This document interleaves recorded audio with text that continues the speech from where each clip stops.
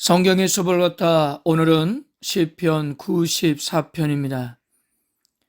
오늘 94편은 온 세상의 심판자이신 여호와 하나님께서 압제자들을 멸망시키셔서 압제당하는 자들을 신원해 달라는 공동체의 기도 시편이자 악인에게 경고하고 의인에게는 교훈을 주는 시편입니다.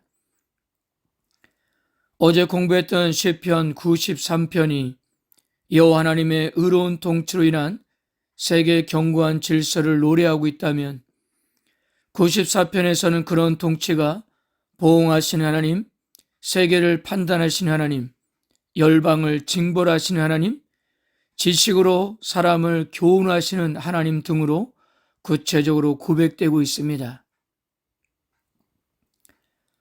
먼저 1절과 2절에서 시인은 여호와 하나님을 복수하시는 하나님으로 두 번이나 부르면서 시편을 시작하고 있는데요.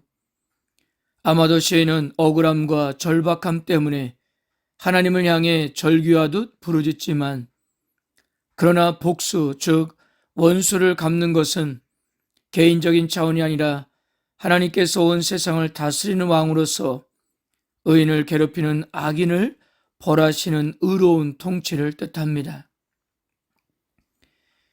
2절에서는 여호와 하나님을 재판관으로 표현했는데요. 즉 하나님이 온 세상의 심판자가 되신다는 것은 모든 사람의 행위를 판가름하시되 의인들을 신원하시고 악인들을 심판하신다는 의미입니다. 하나님의 보응하심과 심판은 악인들에게 초점을 맞추고 있는데요. 왜냐하면 그들은 교만하여 하나님의 권위를 인정하지 않는 자들로서 하나님의 법을 무시하고 자신들의 원하는 대로 행동하기 때문이었습니다. 3절에서 7절까지 하나님의 개입이 왜 필요한지 그 이유를 설명하는데요. 세상에 악인들이 성행하고 있었기 때문이었습니다. 시인도 악인의 성행이 도대체 이해가 되지 않았던지 언제까지입니까? 라고 두 번이나 탄식하고 있었던 것입니다. 그들은 아무 제재도 받지 않고 행동하면서 오히려 즐기고 있는 상황이에요. 말을 함부로 하고 거드름을 피우고 자화자찬합니다. 거기서 그치지 않고 악한 행동들이 드러나는데요.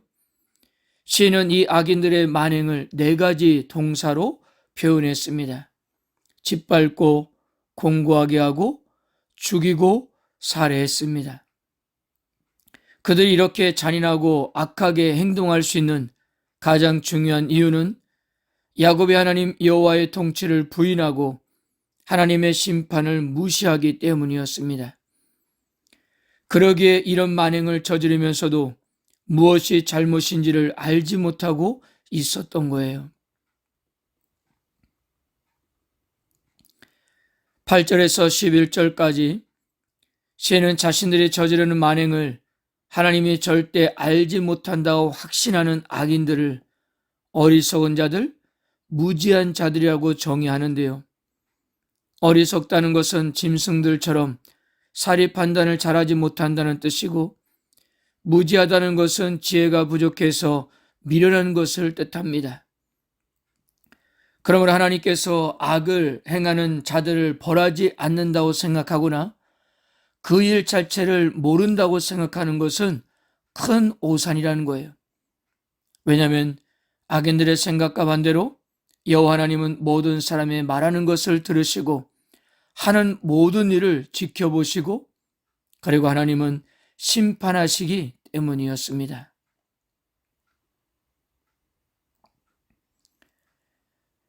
15절에서 12절에서 15절까지 시인은 악인들의 오만함과 어리석음과 악함에서 하나님의 징계와 교훈을 달게 받는 하나님의 백성의 복됨에 대해서 초점을 맞추고 있는데요. 징계와 교훈은 악인들의 오만함과 악함으로 인한 고난을 말하는 거예요. 제 고난을 신앙 성장을 위한 과정으로 여기는 것입니다.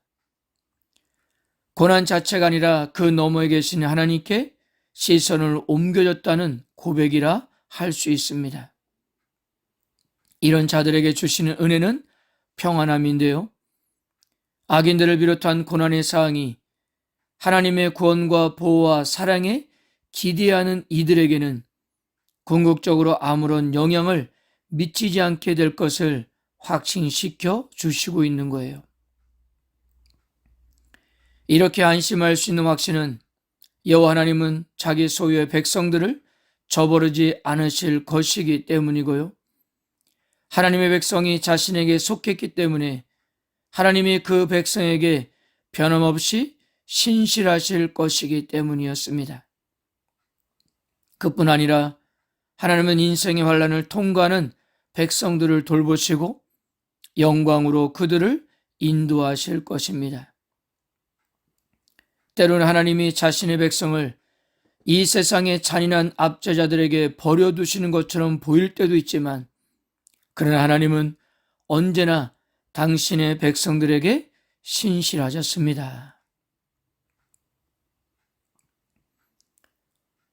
마지막 16절에서 23절까지 이제 시인은 여호와 하나님만이 자신이 악인들에게 무고하게 공격당할 때 의지할 수 있는 재판장임을 경험을 통해서 고백합니다.